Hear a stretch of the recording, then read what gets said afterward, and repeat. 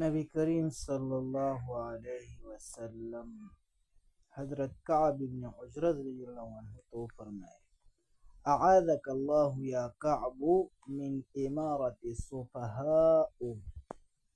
اے کعبہ، اللہ تعالیٰ دی تا د کمکلو د حکومت نه په خپله پناه کې وساتي. حضرت کعب رضی اللہ عنہ ته عرض وکړو وما امارت السفهاء یا رسول الله، د کمکلو د حکومت نه څه مراد دی یا رسول الله صلی الله علیه وسلم؟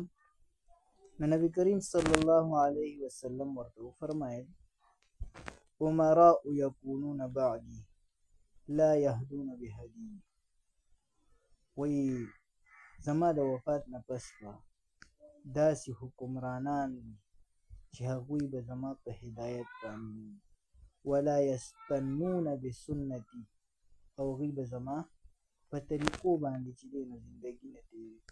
فمن صدقهم بکذبهم، چا چې د دې د دروغو تصدیق وکړو، واعانهم على ظلمهم، او چا چې د دې په ظلم کې د دې سره مدد وکړو، فاولئک لیسوا مني ولست منهم، نو دا زمانه نه دي او زه د دوی نه یم.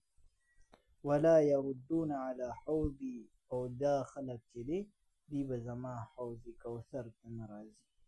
ومن لم یصدقهم بکذبهم ولم یعنهم على ظلمهم، او چا چې د دې د دروغو تصدیق ونه کړو او د دې په ظلم کې د دې مدد ونه کړو، فاولئک مني وانا منهم، نو دغه خلک چې دی نو دی زما نه دي او زه د دوی نه یم.